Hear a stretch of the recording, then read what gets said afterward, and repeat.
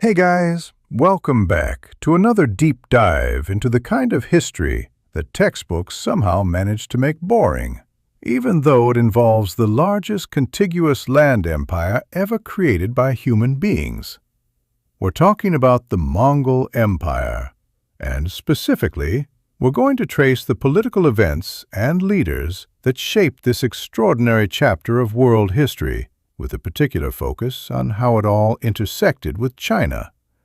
Because here's the thing, you cannot tell the story of China without telling the story of the Mongols, and you absolutely cannot tell the story of the Mongols without talking about China. The two are woven together like threads in a very bloody, very complicated tapestry. So let's start at the beginning, and by the beginning, I mean the steppe, the vast, windswept grasslands of Central Asia, stretching from what is now Mongolia all the way to the edges of Europe. For centuries before the Mongol Empire emerged, this enormous expanse of land was home to dozens of nomadic tribes and confederations. These were people who lived and died by their horses, who moved with the seasons, who herded sheep and goats and cattle across landscapes so enormous that the concept of a fixed border would have seemed almost laughably absurd to them. They were tough in ways that settled agricultural peoples could barely comprehend. The winters on the steppe could kill you in hours. The summers were short and unforgiving. Life expectancy was not great. And yet, these nomadic peoples developed cultures, traditions, and military capabilities that would eventually reshape the entire world. Now, before we get to the big man himself, we need to understand the political landscape of the Mongolian steppe in the late 12th century. It was, to put it mildly, a mess. There was no unified Mongol state. Instead, you had a patchwork of rival tribes and clans, the Mongols proper, the Merkits, the Naimans, the Karites, the Tatars, and many others. These groups were constantly at each other's throats. Alliances formed and collapsed with dizzying speed. Raids, kidnappings, blood feuds, and outright warfare were the norm. If you were born into this world, your political reality was defined by which clan you belonged to, who your father's allies were, and whether the guy in the next valley over was planning to steal your horses this week or next. Into this world, sometime around 1162, though the exact date is debated, a boy named Temujin was born. His father, Yesugei, was a minor chieftain of the Borjigan clan, part of the broader Mongol tribal grouping. Now, Temujin's early life was not exactly a fairy tale. When he was about 9 years old, his father was poisoned by Tatars, a rival tribe with whom the Mongols had a long and bitter enmity. With Yesugei dead, the clan essentially abandoned Temujin's family. His mother, Hoelun, was left to raise her children alone on the harsh steppe, surviving on wild onions, roots, and whatever small game they could catch. There were years of genuine destitution. At one point, Temujin was captured by a rival clan and held as a prisoner, forced to wear a wooden kang around his neck. He escaped, which honestly is one of those details that sounds like it belongs in a movie but is, by all accounts, something that actually happened. These early experiences of betrayal, abandonment, and survival shaped Temujin in profound ways. He learned from a very young age that loyalty was the most valuable currency on the steppe, and that blood ties alone could not guarantee it. This insight would become one of the foundational principles of his entire political philosophy. When Temujin eventually began to build his own following, he did something that was genuinely revolutionary for steppe politics. He promoted people based on loyalty and ability, rather than aristocratic birth. If you were faithful to him, if you were competent, you could rise regardless of which clan you came from. This was radical. It overturned centuries of tribal hierarchy, and it attracted followers from across the steppe. People who had been marginalized, people who had been on the losing side of tribal conflicts, people who saw in Temujin a leader who might actually reward them for their service. Through a combination of military brilliance, political cunning, and sheer force of personality, Temujin spent roughly 2 decades building alliances, defeating rivals, and consolidating power. The details of these steppe wars are fascinating in their own right, but the key political milestones are worth highlighting. First, he allied himself with Togrul, the Khan of the powerful Karaite tribe, who had been a blood brother of Temujin's father. This alliance gave the young Temujin crucial military support in his early campaigns. Together they defeated the Merkits, who had kidnapped Temujin's wife, Borte, an event that, beyond its personal significance, demonstrated Temujin's ability to mobilize allies for a common cause. Then there was his relationship with Jamuka, his childhood blood brother and eventual bitter rival. Jamuka was, in many ways, Temujin's equal, charismatic, intelligent, militarily capable. But where Temujin built loyalty through meritocracy and personal bonds, Jamuka relied more on traditional aristocratic networks. Their falling out, and the subsequent war between them, was one of the defining political conflicts of the late 12th century steppe. It wasn't just a personal rivalry. It represented 2 fundamentally different visions of how steppe society should be organized. Temujin won, and his victory cemented a political model that would endure for generations. By the early 13th century, Temujin had defeated or absorbed virtually every major tribe on the Mongolian steppe. The Tatars were crushed, and Temujin reportedly ordered the execution of every Tatar male taller than the linchpin of a cartwheel, which gives you a sense of just how seriously he took old grudges. The Karaites were defeated after Temujin's alliance with Togrul eventually collapsed. The Naimans were routed, Jamuka was captured and, according to most sources, executed, though Temujin reportedly offered him mercy first, which Jamuka refused, preferring death to subordination. In 1206, a great assembly, a Kurultai, was held on the banks of the Onon River. Representatives of all the steppe tribes gathered, and Temujin was formally proclaimed Genghis Khan, a title that roughly translates to universal ruler or oceanic ruler, though scholars still debate the exact etymology. This was not just a coronation. It was the birth of a new political entity.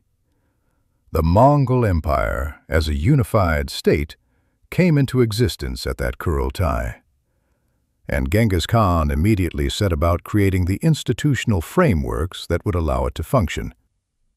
This is where things get really interesting from a political perspective, because Genghis Khan was not just a conqueror. He was a state builder. One of his first and most important acts was the promulgation of the Yasa, sometimes spelled Yasag, a legal code that governed virtually every aspect of Mongol life.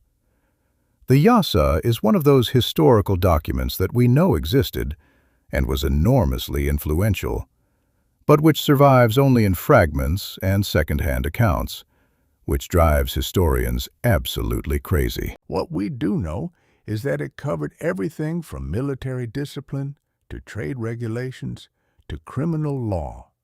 It prescribed the death penalty for a remarkable range of offenses: theft, adultery, desertion, even urinating and running water, which might seem bizarre until you realize that on the steppe, clean water sources were literally a matter of life and death. The Yasa also codified Genghis Khan's meritocratic principles, positions of authority were to be filled based on ability and loyalty, not birth. Religious tolerance was mandated, and this was genuine, not just lip service. The Mongol Empire would go on to accommodate Christians, Muslims, Buddhists, Taoists, and practitioners of traditional shamanic religions, often within the same administrative structure. This wasn't because Genghis Khan was some kind of Enlightenment humanist avant la lettre. It was pragmatic. He understood that an empire spanning multiple civilizations could not function if it tried to impose religious uniformity. Genghis Khan also reorganized the entire Mongol military and social structure around a decimal system. The basic unit was the arban, a group of 10 soldiers. 10 arbans formed a zun, or company of 100. 10 zuns formed a mingan, or battalion of 1,000. And 10 mingans formed a tumen, a division of 10,000. This system did something very clever. It broke up traditional tribal loyalties by mixing members of different clans and tribes into the same units. Your identity was no longer primarily defined by your tribe. It was defined by your unit, your commander, and ultimately your loyalty to the Khan. It was a deliberate and systematic destruction of the old tribal order, replaced by a new centralized military political hierarchy. Now, at this point, you might be wondering, where does China come into all of this? Great question, and the answer is immediately. Because when Genghis Khan looked south from the Mongolian steppe, he saw some of the wealthiest, most densely populated, and most politically complex states in the world. And he wanted them. In the early 13th century, China was not a single unified state. It was divided among several competing powers. In the north, you had the Jin Dynasty, ruled by the Jurchen people, themselves originally a semi-nomadic group from Manchuria, who had conquered northern China in the 12th century and established a sophisticated, Sinicized state with its capital at Zhongdu, near modern-day Beijing. South of the Jin, you had the Southern Song Dynasty, the rump state of the once great Song Dynasty, which had been pushed south by the Jurchen conquest and now controlled the rich lands south of the Yangtze River. To the west, you had the Western Xia, or Tangut Kingdom, a smaller state in what is now northwestern China, ruled by the Tangut people, who had created a unique culture blending Chinese, Tibetan, and Central Asian elements. Genghis Khan's first major campaign against a Chinese state targeted the Western Xia. This made strategic sense. The Western Xia were the weakest of the three powers. They controlled important trade routes along the Silk Road, and conquering them would secure Genghis Khan's southern flank before he moved against the much more powerful Jin Dynasty. The first Mongol campaign against the Western Xia began in 1205, even before the Kurultai of 1206 that formally established the empire. It was essentially a large-scale raid designed to test Western Xia defenses and extract tribute. Further campaigns followed in 1207 and 1209, each more devastating than the last. By 1210, the Western Xia had been forced into a position of submission, agreeing to provide tribute and military support to the Mongols. They were not yet destroyed, that would come later, but they had been effectively neutralized as an independent political actor. With the Western Xia subdued, Genghis Khan turned his attention to the Jin Dynasty. The Mongols had old scores to settle with the Jurchen. The Jin had long treated the Mongol tribes as subordinate peoples, extracting tribute and periodically launching punitive expeditions against them. There was also a personal dimension. Genghis Khan's ancestors had suffered at the hands of the Jin, and the Tatars, the tribe that had poisoned his father, had often served as Jin proxies on the steppe. When Genghis Khan declared war on the Jin in 1211, it was both a strategic calculation and an act of vengeance. The initial Mongol invasion of Jin territory was stunning in its speed and devastation. The Mongol cavalry, hardened by decades of steppe warfare, swept through the Jin frontier defenses with shocking ease. The Jin had invested heavily in fortifications, walls, watchtowers, garrisoned cities, but these static defenses were designed to stop raiders, not a full-scale invasion by a disciplined, strategically coordinated army.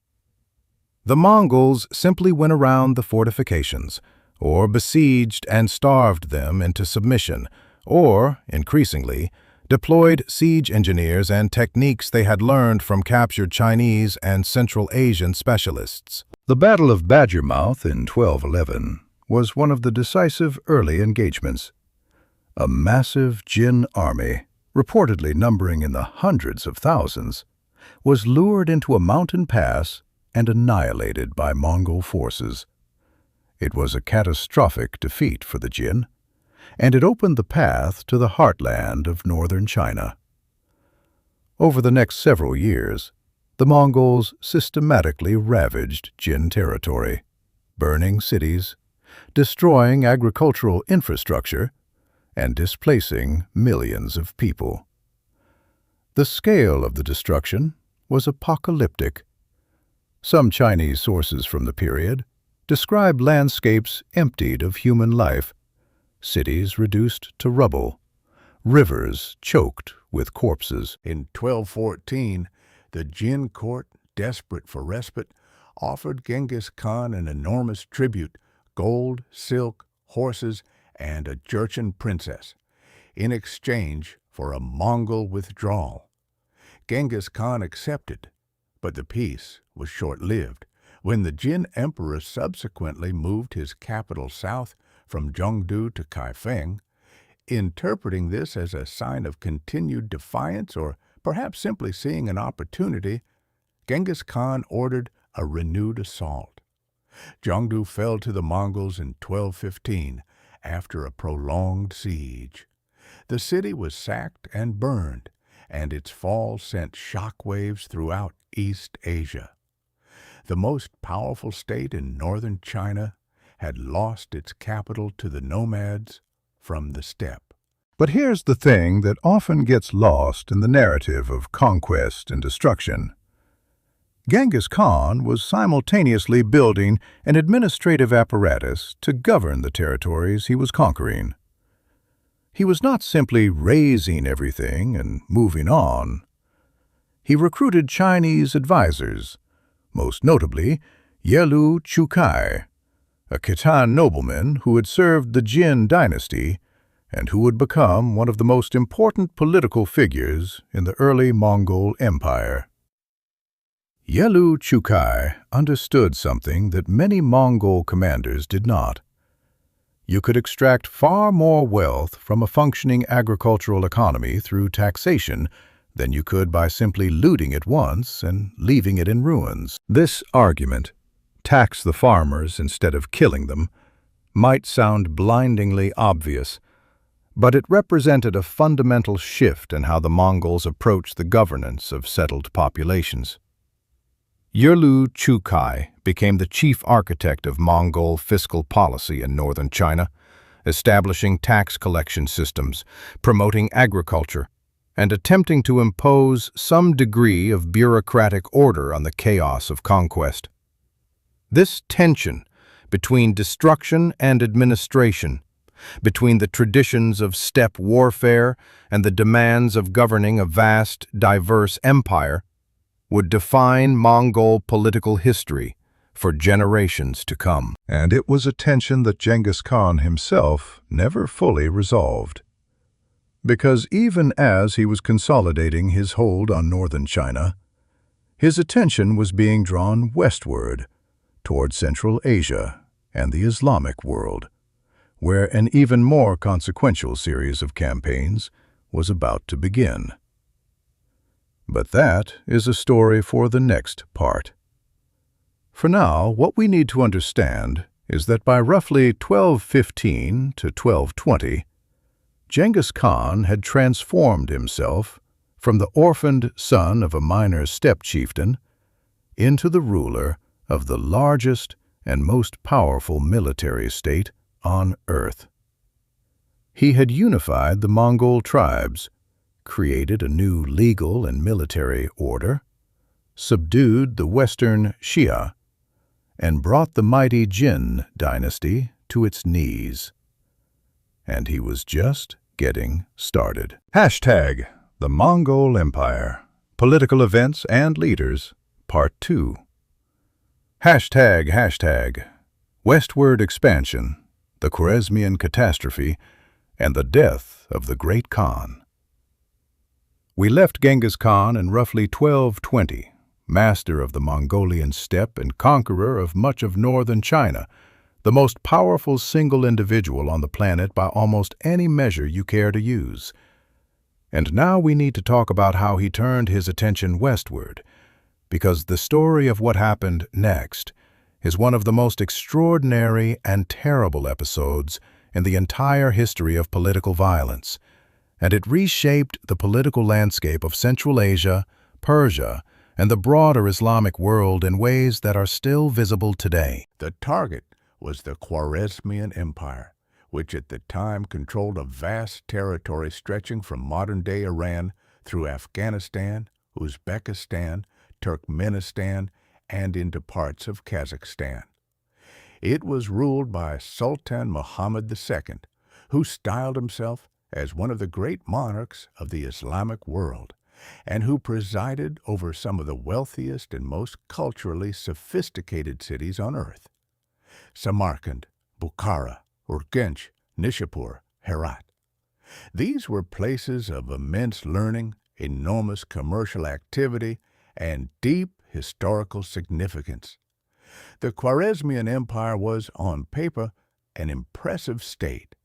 It had a large army, enormous wealth, and controlled critical nodes of the overland trade routes that connected China to the Mediterranean. What it did not have was political cohesion. Sultan Muhammad's authority was contested by his own mother, Turkan Khatun, who controlled her own faction of the military aristocracy and frequently worked at cross purposes with her son. The empire's army was large, but composed of ethnically diverse contingents whose loyalty to the Sultan was questionable. And Muhammad himself was, to put it bluntly, not a particularly competent leader. He was suspicious, indecisive, and prone to strategic errors of the most catastrophic kind. The immediate cause of the Mongol invasion of Khwarezmia is one of those incidents that seems almost too stupid to be true, and yet it happened. Genghis Khan had sent a trade caravan, several hundred merchants by most accounts, to the Khwarezmian border city of Otrar, along with a diplomatic message expressing his desire for peaceful commercial relations. The governor of Otrar, a man named Inalchuk, who was reportedly a relative of Turkan Khatun, seized the caravan, accused the merchants of being spies, and had them all killed. He confiscated their goods. Now, Genghis Khan's response to this was initially measured, which is worth noting because of what came afterward. He sent ambassadors to Sultan Muhammad, demanding that Inalchuk be handed over for punishment and that the stolen goods be returned. It was a reasonable demand, the kind of diplomatic communication that any ruler might make under the circumstances. Muhammad's response was to execute the lead ambassador and send the others back with their beards shaved off, a deliberate and unmistakable insult in the cultural context of the time. This was, by any rational assessment, an extraordinarily foolish decision. Muhammad had essentially dared Genghis Khan to come and do something about it. And Genghis Khan was not the sort of person you dared to do anything, because he would absolutely do it. And he would do it with an intensity and thoroughness that would make you wish you had never been born. The Mongol invasion of Khwarezmia, which began in earnest in 1219, was a masterpiece of military planning and execution. But what concerns us here is its political dimension, because this campaign revealed something crucial about Mongol political thinking.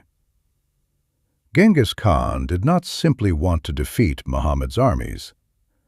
He wanted to annihilate Muhammad's state.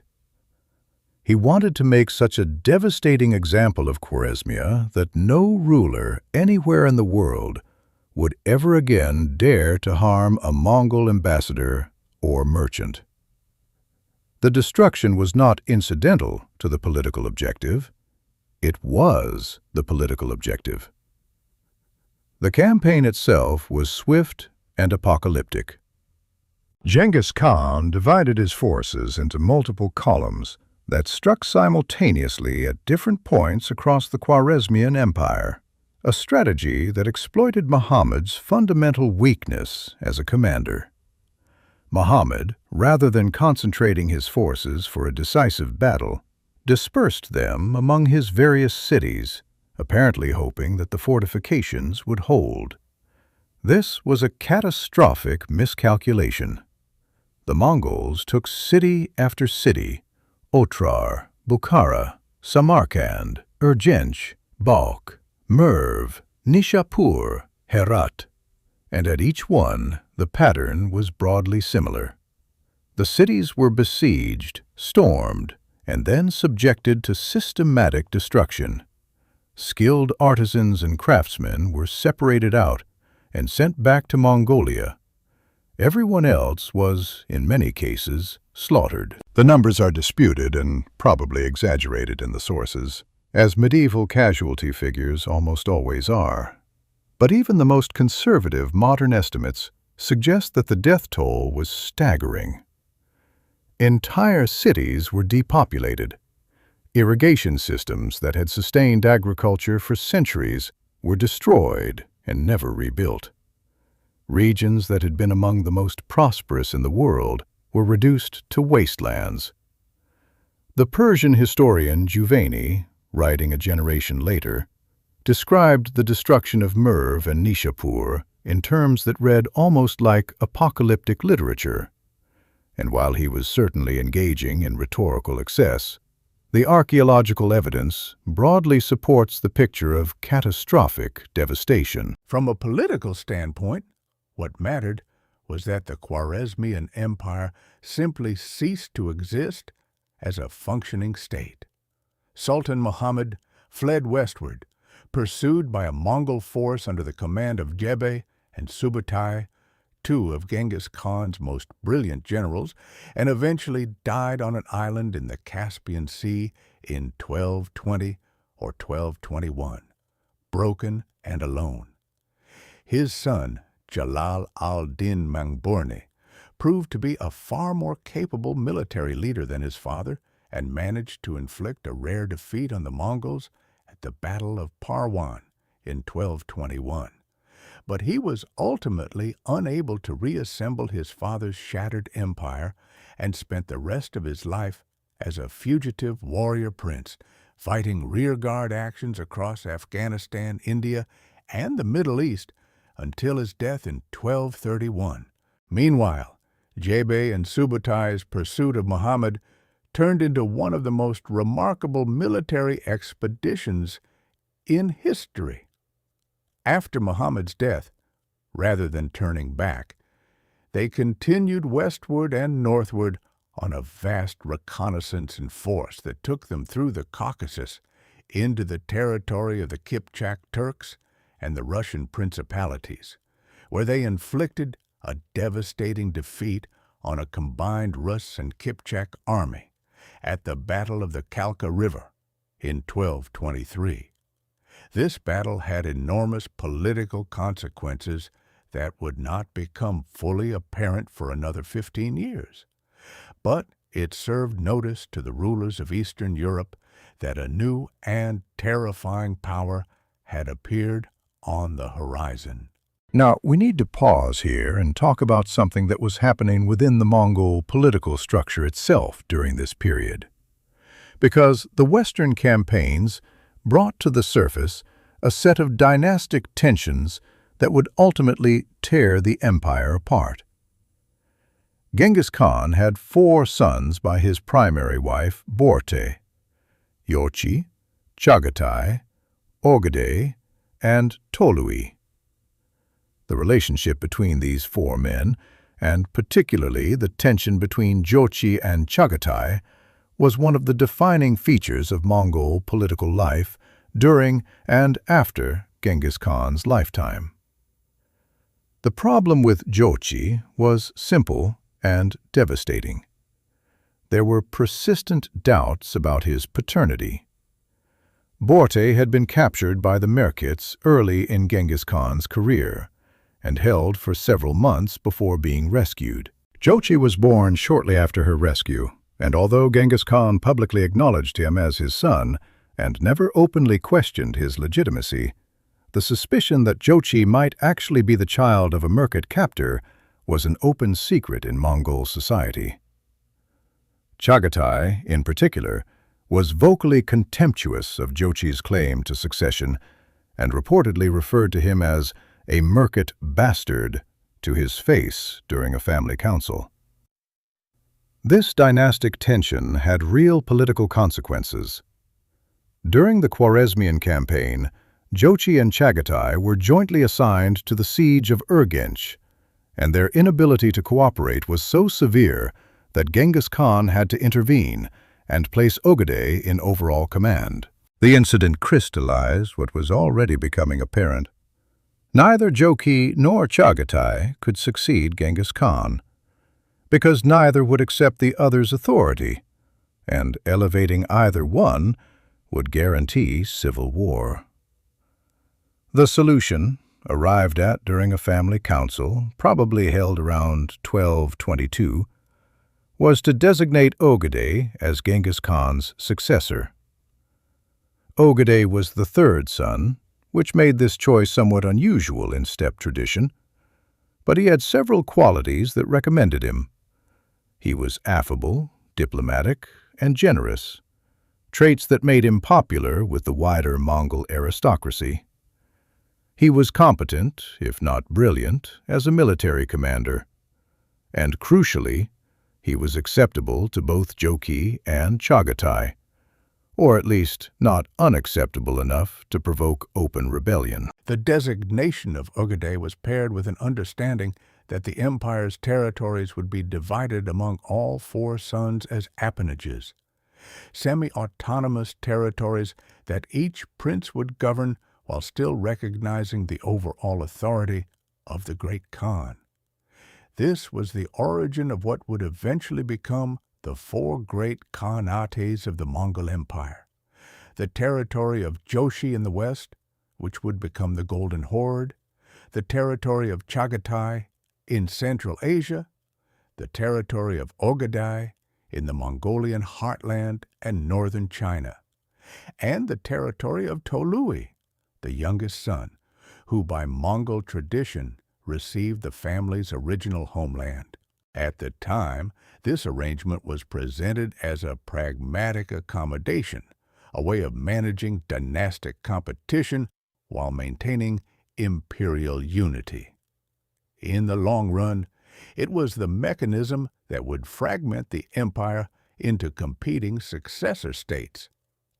But that fragmentation lay in the future. More immediately, Genghis Khan had unfinished business. After returning from the Western campaigns, he turned his attention back to the Western Xia, the Tangut kingdom that had refused to provide troops for the Khwarezmian War. This refusal was, in Genghis Khan's view, an act of insubordination that could not be tolerated, and he launched a punitive campaign in 1226 that was marked by an even greater intensity of destruction than the Khwarezmian War. The Western Xia were to be made an example of what happened to vassals who defied Mongol authority. It was during this campaign, in August 1227 that Genghis Khan died. The exact cause of death is uncertain. The sources offer various explanations, including illness, a fall from his horse, and more exotic scenarios. But the political consequences were immediate and profound. He was approximately 65 years old and had spent the last 2 decades reshaping the political geography of Eurasia on a scale that no single individual had ever achieved before. The succession of Ögedei was not immediate. Mongol political tradition required that a new Khan be confirmed by a Kurultai, a grand assembly of the Mongol nobility, and organizing such an assembly took time. In the interim, power was exercised by Tolui, the youngest son, who served as regent. This was in keeping with Mongol custom. The youngest son traditionally managed the household, but it also created an awkward dynamic, because Tolui was in many ways a more capable and popular figure than Ögedei. The army, in particular, was loyal to Tolui, who had commanded the center during the Khwarezmian campaign and had a reputation as a fierce and effective warrior. The Kurultai that confirmed Ögedei as Great Khan was held in 1229, 2 years after Genghis Khan's death, a delay that itself speaks to the political complexity of the succession. There were negotiations, discussions, and likely a fair amount of behind-the-scenes maneuvering. Jochi had died in 1227, either just before or just after his father, the timing is unclear, which removed one source of tension but introduced new complications, since Jochi's sons, Batu and Orda, now controlled the western appanage and had their own political ambitions. Ögedei's reign, which lasted from 1229 to 1241, was in many ways the high point of the unified Mongol Empire. He was not the military genius his father had been, but he was a shrewd political operator who understood that maintaining an empire required different skills than conquering one. He established a permanent capital at Karakorum in the Mongolian heartland, which became the administrative and ceremonial center of the empire. He expanded and formalized the postal relay system, the YAM, which allowed information and commands to travel across the vast imperial territory with remarkable speed. He patronized trade, welcomed foreign merchants and craftsmen, and generally pursued policies designed to encourage economic activity across the Mongol domains. He also continued the military expansion. In China, Ögedei completed the destruction of the Jin Dynasty, which fell in 1234 after a prolonged final campaign. The conquest of the Jin required an alliance of convenience with the southern Song dynasty, which would prove to be one of the more fateful diplomatic arrangements in Chinese history, since the Mongols would eventually turn on the Song as well. In the West, Ögedei authorized the Great Western Campaign of 1236 to 1242, nominally commanded by Batu Khan, Jochi's son, but with the actual military operations largely directed by the veteran general Subutai. This campaign resulted in the conquest of the Volga Bulgars, the destruction of the major Russian principalities including Kiev, and the devastating invasion of Poland and Hungary in 1241. The Western Campaign brought the Mongols to the very doorstep of Western Europe, and it is one of the great what-ifs of history whether they would have continued westward had Ögedei not died in December 1241. His death triggered another succession crisis, the recurring political pathology of the Mongol system, and Batu withdrew his forces to participate in the political maneuvering that followed. Europe was spared, not by its own military prowess, but by the internal politics of the Mongol Empire. There is one more political event from Ögedei's reign that deserves mention, because it is both bizarre and revealing. In 1232, Tolui died under circumstances that the sources describe as ritualistic. He supposedly drank a potion that had been prepared by shamans to transfer his life force to Ogedei, who was seriously ill at the time. Whether Tolui genuinely sacrificed himself to save his brother, or whether he was murdered in a politically convenient way that was subsequently dressed up in religious garb, is impossible to determine from the available sources. What is clear is that Tolui's death removed a potential rival to Ogedei's authority, while simultaneously creating a powerful narrative of familial sacrifice that Tolui's descendants would later use to legitimize their own claims to power.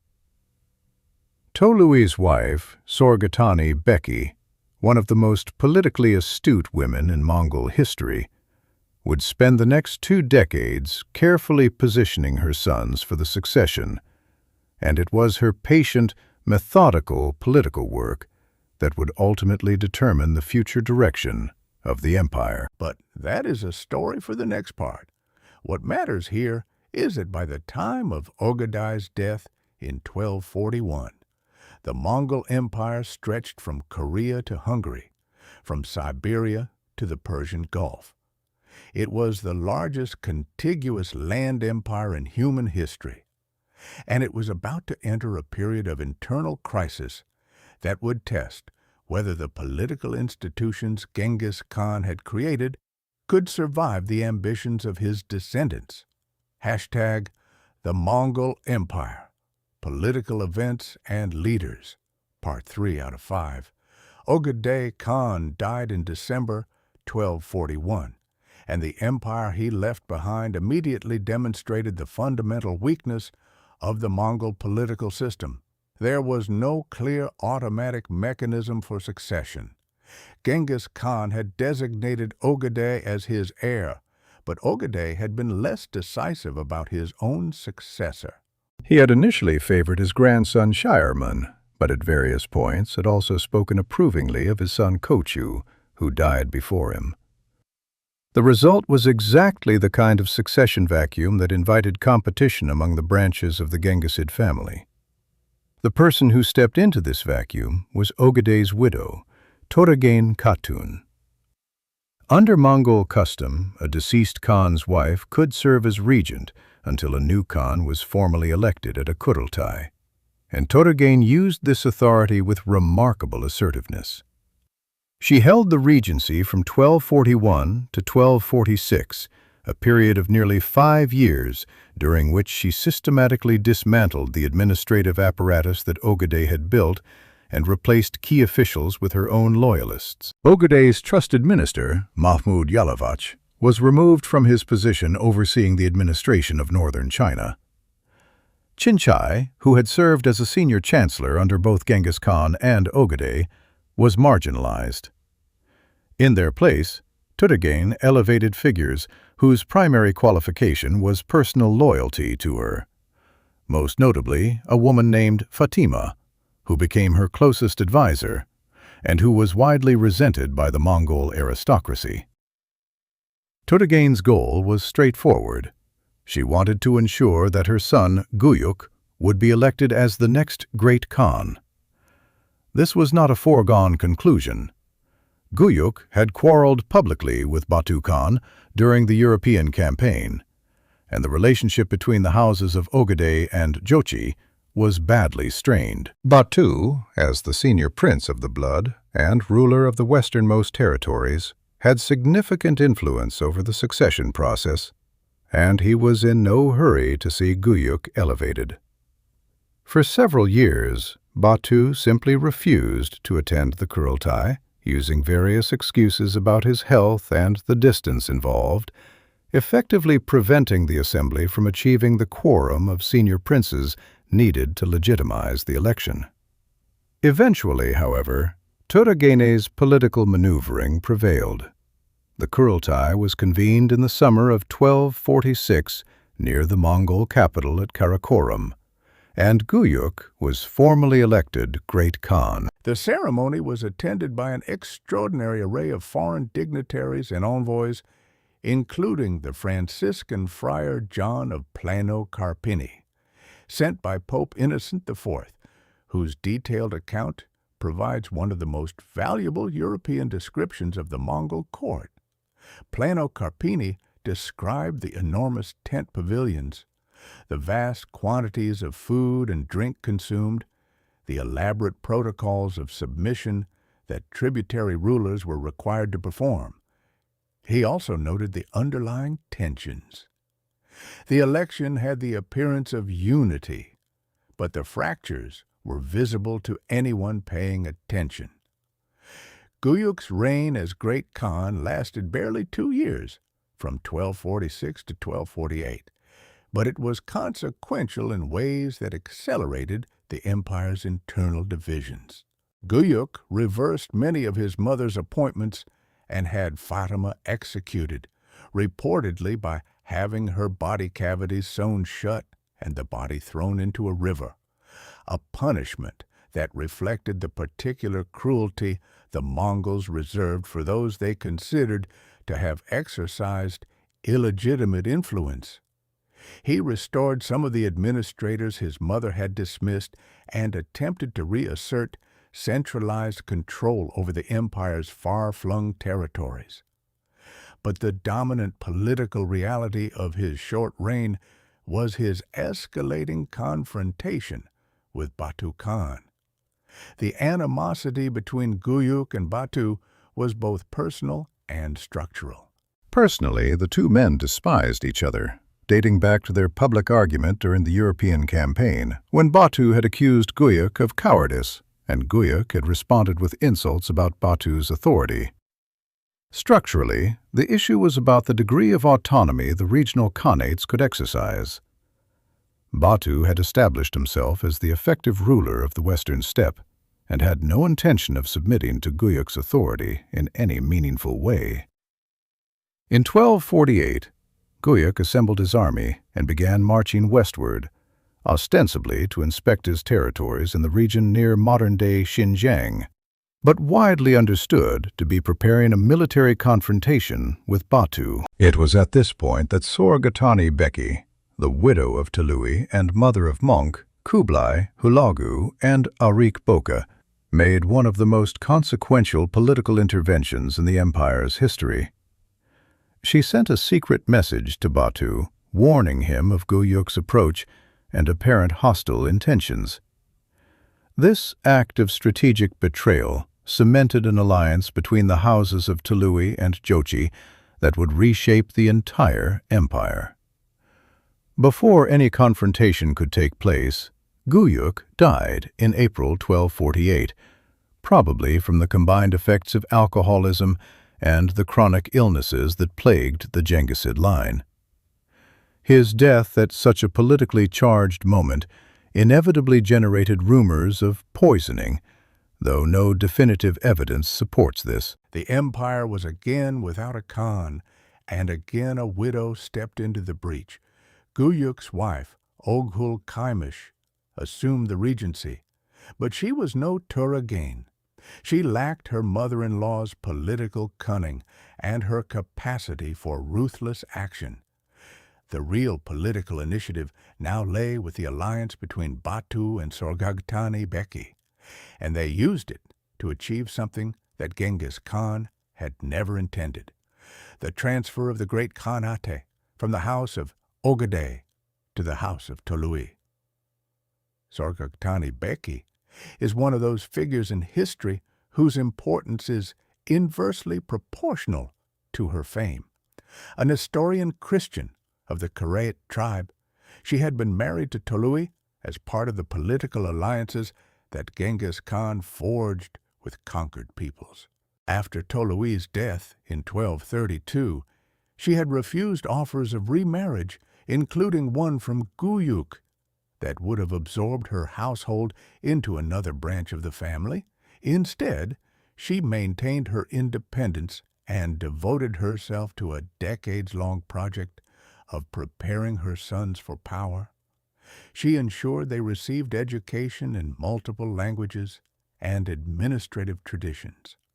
She cultivated relationships across all the branches of the Genghisid family.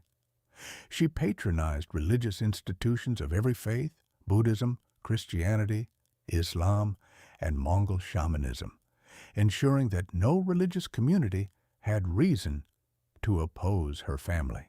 And she waited with extraordinary patience for the right moment to strike. That moment came in 1251.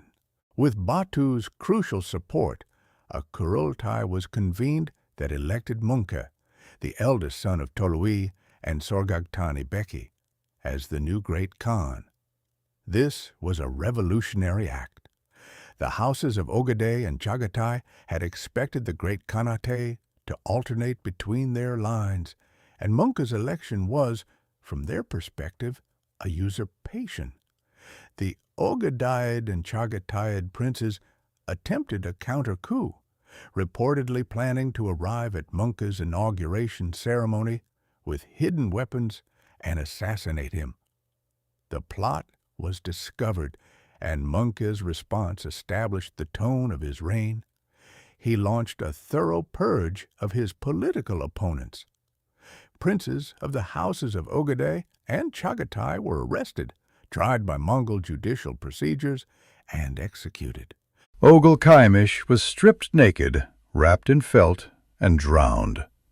The Mongol method of executing high-status individuals without shedding blood on the earth. Shiramun, the grandson Ogadai had originally favored as his successor, was sent to the frontier army and later executed.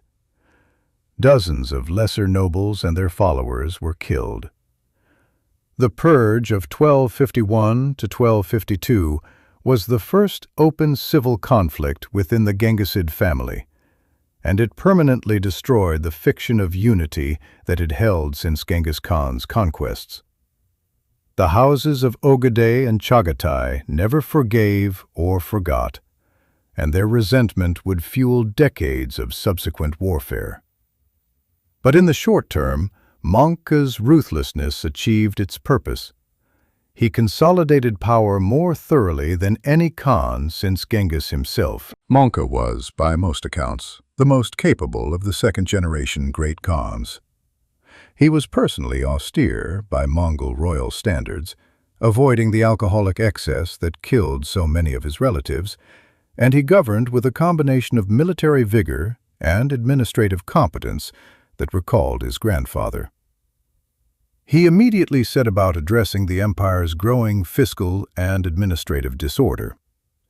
He ordered a comprehensive census of the empire, reformed the tax system to reduce the exploitation of conquered populations by Mongol nobles, and cracked down on the corrupt practices that had proliferated during the regencies. He also resumed the program of expansion that had stalled during the succession crises. Monka divided the major military campaigns among his brothers in a way that reflected both strategic logic and political calculation. He personally took command of the campaign against the southern Song dynasty of China, leading the main army southward in 1258. To his brother Hulagu, he assigned the conquest of the Islamic heartlands, Persia, the Abbasid Caliphate in Baghdad, and potentially Egypt and Syria. To Kublai, he gave responsibility for the southwestern theater, including Yunnan and the Dali Kingdom. Arik Boke, the youngest brother, remained in the Mongol homeland to administer the traditional steppe territories around Karakoram. This division of responsibilities would have enormous consequences. Hulagu's campaign resulted in the destruction of the assassin fortress at Alamut in 1256, and, most dramatically, the sack of Baghdad in February 1258. The fall of Baghdad was one of the most symbolically significant events of the medieval period. The Abbasid Caliphate, which had served as the nominal religious authority for Sunni Islam for over 5 centuries, was extinguished in a matter of weeks. The last Abbasid Caliph, al-Mustasim, was executed by being rolled in a carpet and trampled by horses. again reflecting the Mongol prohibition against spilling royal blood directly onto the ground. The city itself was subjected to a devastating sack in which tens of thousands and possibly hundreds of thousands of inhabitants were killed. Libraries were destroyed. Irrigation systems that had sustained Mesopotamian agriculture for millennia were wrecked, and the cultural and intellectual infrastructure of the Islamic world's greatest city was annihilated. The destruction of Baghdad sent shockwaves across the Islamic world, but Hulagu's advance continued. His armies pushed into Syria, taking Aleppo and Damascus. For a brief moment, it appeared that the Mongols might sweep all the way to Egypt and complete the conquest of the entire Middle East. But then events in Mongolia intervened in a way that changed the course of history.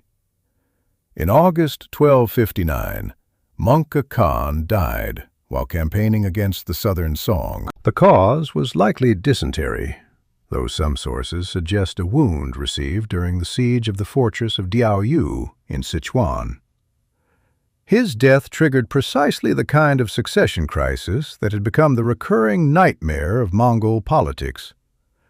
This time, however, the crisis would not be resolved through negotiation and Kurultai. It would be resolved through civil war. The two principal contenders were Kublai and Arik Bok, both sons of Tului and Sorgatani Beki, both brothers of the deceased Khan. Arik Boka held the traditional advantage. He was in the Mongol heartland. He had the support of the steppe aristocracy and the traditionalist faction that wanted to preserve the nomadic character of the empire. And under Mongol custom, the youngest son had special claims to the family's original patrimony. Kublai held different advantages. He controlled the wealthiest and most populous regions of the empire in northern China. He had a battle-hardened army at his disposal, and he had developed relationships with Chinese administrators who gave him access to the vast resources of the sedentary economy. In 1260, both brothers held rival Kurultais, and both declared themselves Great Khan. Kublai's Kurultai was held at his base in Shangdu, later immortalized in Western literature as Xanadu. Arik Boka's was held at Karakoram, the traditional capital. The empire was now formally split, with two claimants to the supreme title, each backed by different factions of the Genghisid family. The civil war between Kublai and Arik Boka lasted from 1260 to 1264 and was decided primarily by economics rather than by any single dramatic battle. Kublai controlled the agricultural surplus of northern China and could feed his armies indefinitely. Arik Boka, dependent on the steppe economy, could not sustain prolonged warfare. Kublai also moved quickly to cut off grain shipments to Karakoram, exploiting the fundamental vulnerability of the steppe capital. It had been built in a region that could not feed its own population and depended on supplies from the agricultural south. After several indecisive military engagements and the defection of key supporters, Arik Boka surrendered to Kublai in 1264. Kublai treated his brother with relative leniency, at least initially. Arik Boka was kept under loose house arrest and was not executed, but many of his supporters were purged, and Arik Boka himself died in 1266 under circumstances that contemporaries found suspicious. Kublai was now the undisputed Great Khan, but the empire he claimed to rule was already fragmenting beyond repair. The consequences of the 1260 succession crisis extended far beyond the steppe. When Monka died, and the rivalry between Kublai and Arik Boka erupted, Hulagu was forced to withdraw the bulk of his forces from Syria to attend to the political crisis in the east. He left behind a reduced garrison under his general Kitbuka, In September 1260, at the Battle of Ain Jalut in modern-day Israel, a Mamluk army from Egypt defeated this Mongol force, killing Kitbuka and driving the Mongols out of Syria.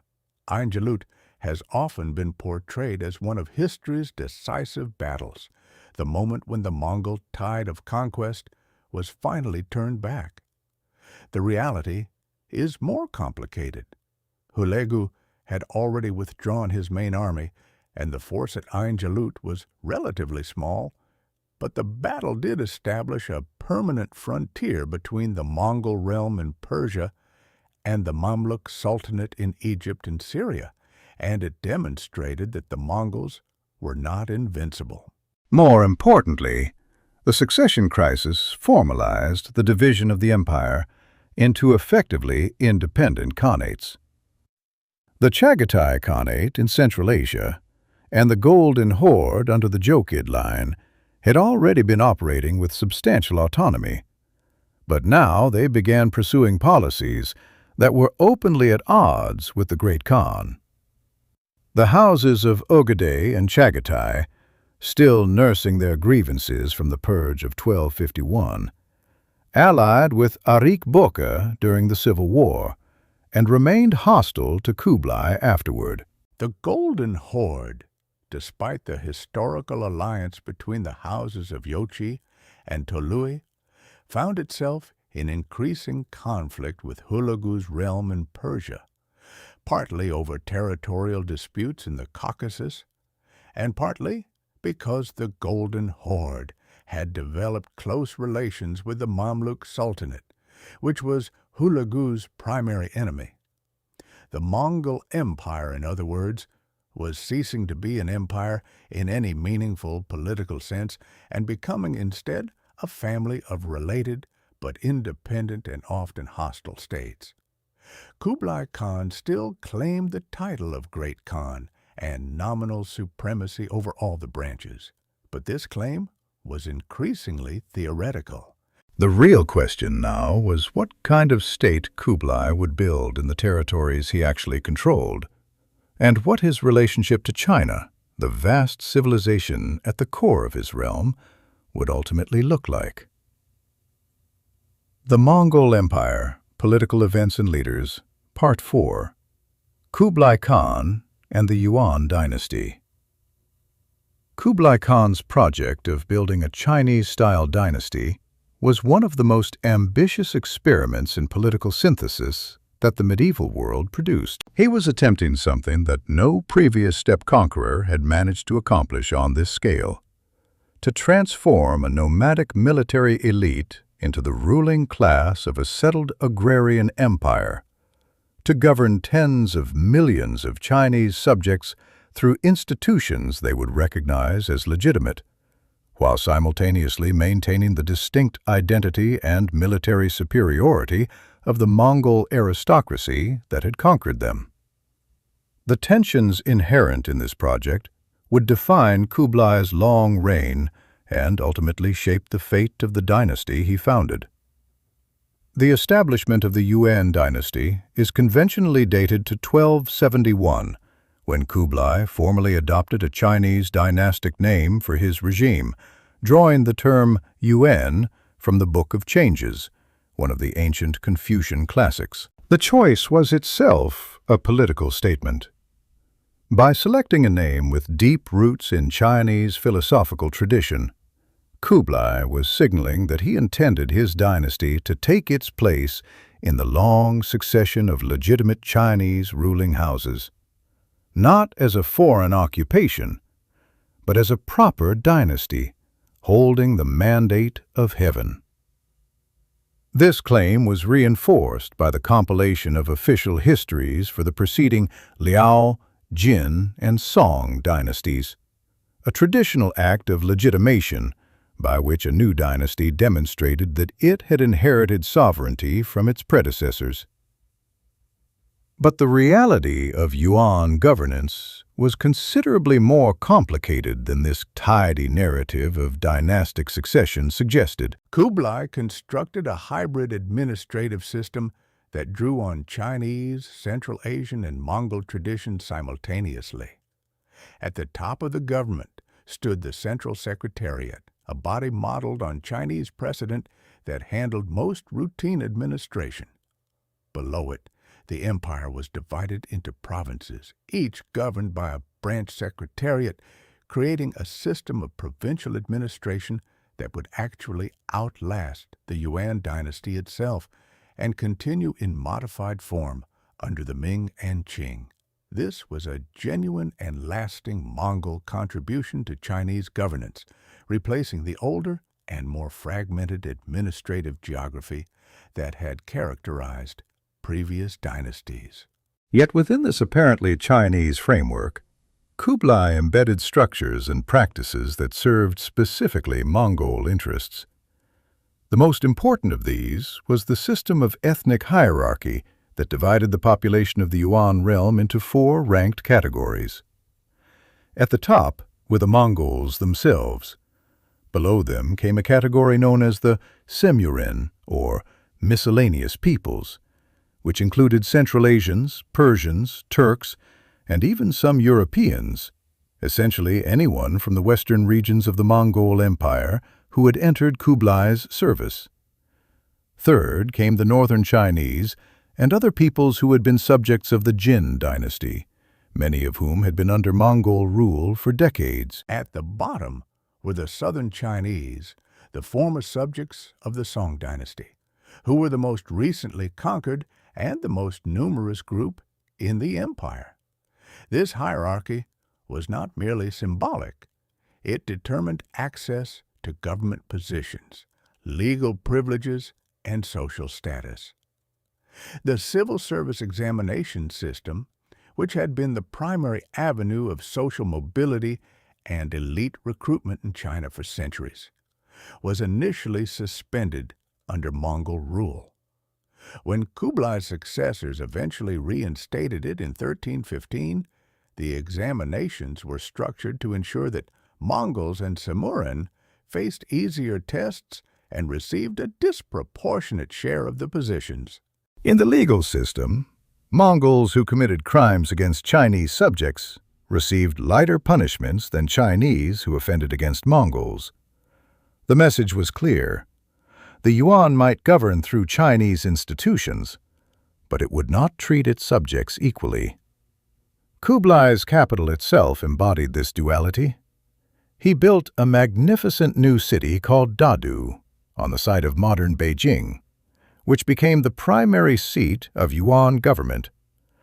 The city was laid out on a grand geometric plan that reflected Chinese cosmological principles, with the imperial palace at its center, oriented along a precise north-south axis. But Kublai also maintained Chengdu, the summer capital further north on the edge of the steppe, to which the court retreated during the hot months. This seasonal migration between capitals echoed the old nomadic pattern of moving between summer and winter pastures, and it served the practical purpose of keeping the Mongol elite in contact with the grasslands and the mounted military culture that remained the foundation of their power. The administration of this vast realm required personnel, and here Kublai made extensive use of non-Chinese administrators, particularly Central Asians and Persians, who brought financial and commercial expertise. The most famous of these was Ahmad Fanakati, a Muslim from Central Asia who managed the empire's finances for nearly 2 decades and became one of the most powerful figures in Kublai's government. Ahmad's management was efficient from a revenue perspective, but deeply unpopular among the Chinese population, and his eventual assassination in 1282 by a group of Chinese and Mongol conspirators reflected the resentment that the Semurin administrators often provoked. Yet Kublai continued to employ foreigners in key positions throughout his reign, seeing them as useful precisely because they had no independent power base in Chinese society and were therefore entirely dependent on imperial favor.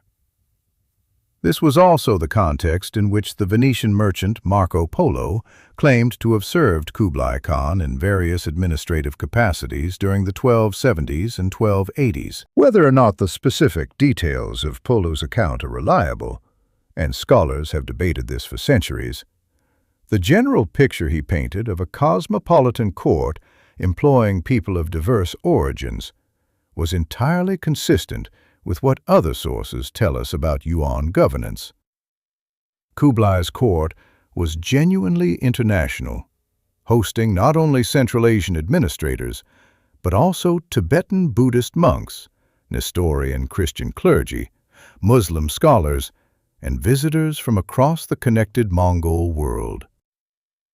While managing the internal affairs of his realm, Kublai also pursued an ambitious foreign policy that aimed at extending Yuan power far beyond the borders of China proper. The most consequential of these ventures were his repeated attempts to conquer Japan. The first invasion, launched in 1274, was a relatively modest affair involving perhaps 30,000 troops transported across the sea from Korea. The Mongol forces landed on the Japanese island of Kyushu and fought several engagements with the defending samurai, but a combination of stiff Japanese resistance and a sudden storm that damaged the invasion fleet forced the Mongols to withdraw. Undeterred, Kublai prepared a much larger expedition, which set sail in 1281. This second invasion force was enormous by medieval standards, comprising perhaps 140,000 troops in two separate fleets, one sailing from Korea and the other from southern China. The invasion initially made some progress, but the Japanese defenders, who had spent the intervening years building coastal fortifications and preparing for exactly this scenario, contained the Mongol beachheads. Then, in August 1281, a massive typhoon struck the invasion fleet, destroying a huge proportion of the ships and drowning thousands of soldiers. The survivors retreated in disarray, and the invasion was abandoned. This was the typhoon that Japanese tradition would later call the kamikaze, or divine wind, interpreting the storm as evidence that the gods themselves protected Japan from foreign conquest. The failure of the Japan invasions was significant not only for what it prevented, but for what it revealed about the limits of Mongol power. The Mongols were supreme on land, where their cavalry tactics and organizational discipline gave them decisive advantages. But amphibious operations across open sea were a fundamentally different kind of warfare for which their traditional strengths were largely irrelevant. Similar limitations were exposed in Kublai's other overseas adventures. An expedition against Java in 1293 achieved initial military success, but ultimately withdrew without establishing lasting control, and campaigns against the kingdoms of mainland Southeast Asia, including Vietnam, Champa, and Burma, produced mixed results at best. Vietnam in particular proved stubbornly resistant, defeating multiple Mongol invasions through a combination of guerrilla tactics and exploitation of the tropical terrain and climate, which were devastating to armies accustomed to the steppe and the northern Chinese plain. These military ventures were enormously expensive, and their costs strained the fiscal resources of the Yuan state. Kublai's government experimented extensively with paper money, building on precedents from earlier Chinese dynasties, but implementing the system on a far larger scale. For a time, the paper currency system functioned remarkably well, facilitating commerce across the vast Yuan realm. But the temptation to print money to cover government deficits proved irresistible. And by the later years of Kublai's reign, overissuance was beginning to cause inflationary pressures that would become much worse under his successors. Kublai Khan died in 1294 at the age of 78, having ruled as Great Khan for 34 years. His reign had been, by most measures, extraordinarily successful.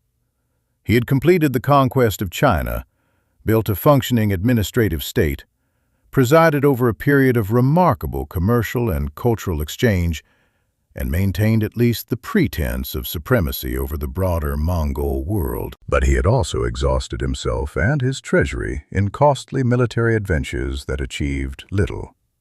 And he had failed to solve the fundamental problem of Mongol rule in China: how to maintain the coherence and military vigor of the conquering elite while governing a civilization that vastly outnumbered them and possessed a far more ancient and sophisticated cultural tradition.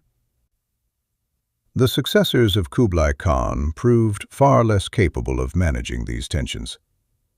The Yuan dynasty, after Kublai, entered a period of chronic political instability characterized by short reigns, factional struggles at court, and increasingly ineffective governance. Kublai's grandson, Timur, who reigned as Emperor Chengzong from 1294 to 1307, maintained a reasonable degree of stability and even reached a formal peace settlement with the Chagatai Khanate and the other Mongol successor states in 1304, which recognized the nominal supremacy of the Yuan Great Khan while accepting the de facto independence of the other Khanates.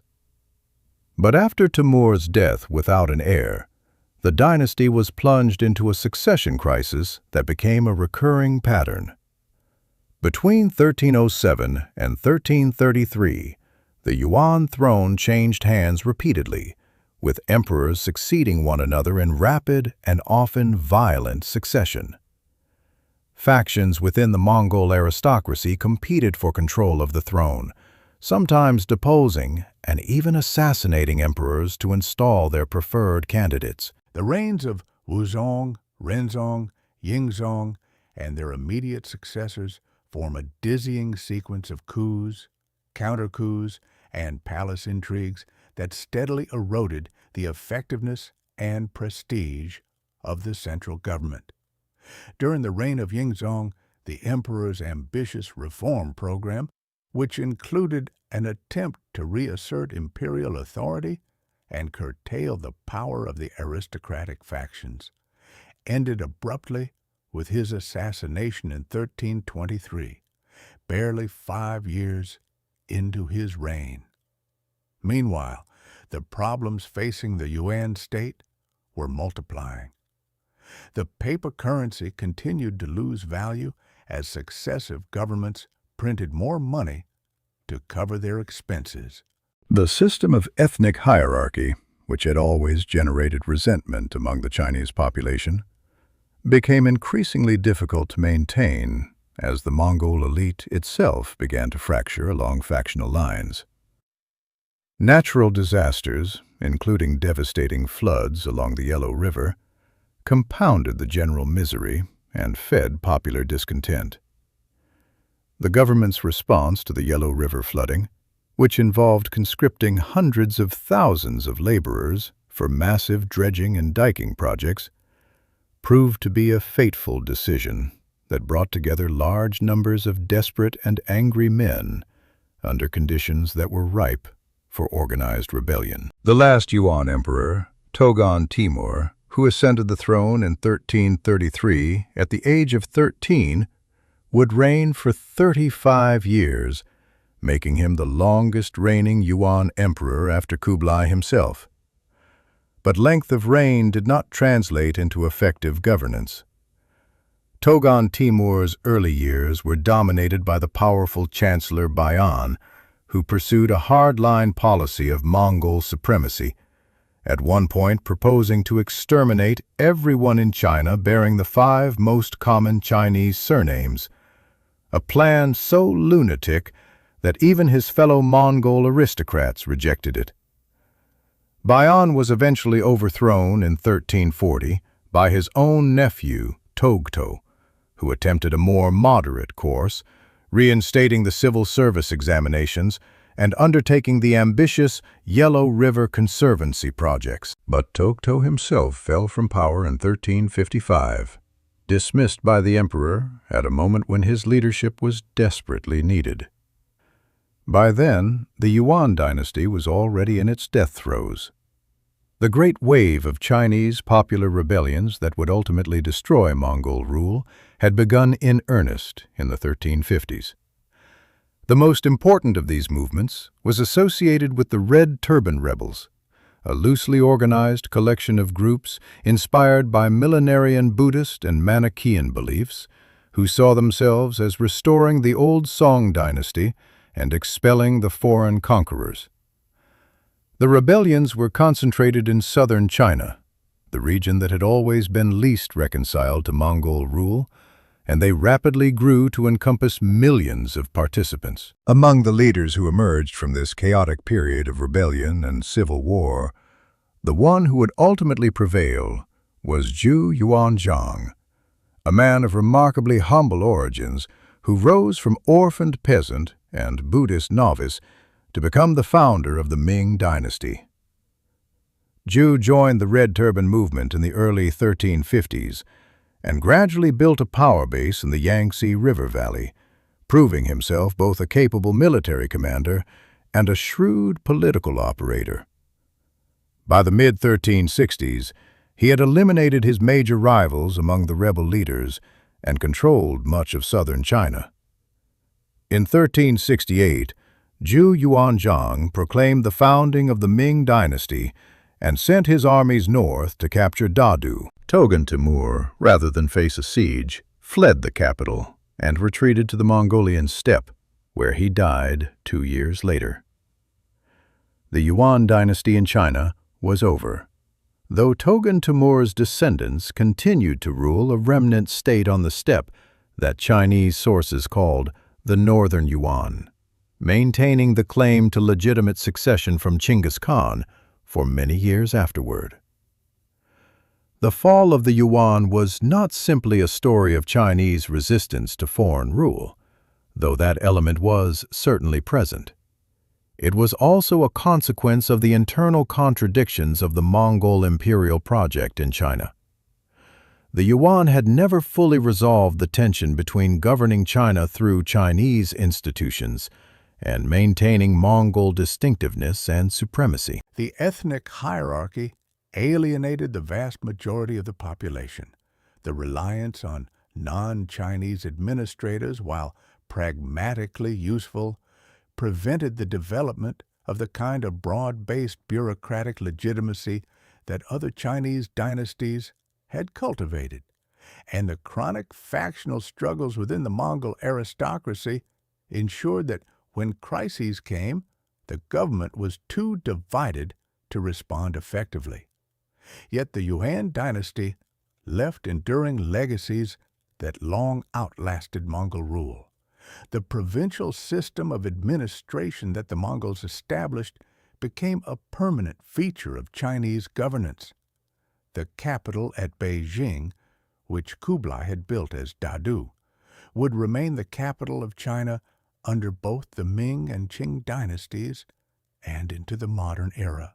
The connections between China and the wider world that the Mongol peace had facilitated, while disrupted by the fall of the Yuan, had lasting effects on Chinese knowledge of and engagement with Central Asia, Persia, and beyond.